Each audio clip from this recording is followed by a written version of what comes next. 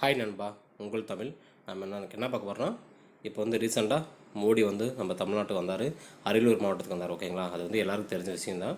அதில் அவர் என்ன பேசியிருக்காரு, தமிழ்நாட்டுக்கு என்னென்ன திட்டங்கள் வரப்போகுதுன்னு சொல்லியிருப்பார். ஓகேங்களா, அதெல்லாம் ரொம்ப முக்கியம். ஏன்னா டிஎன்பிஎஸ்சியில் அதெல்லாம் கேட்டுருவாங்க.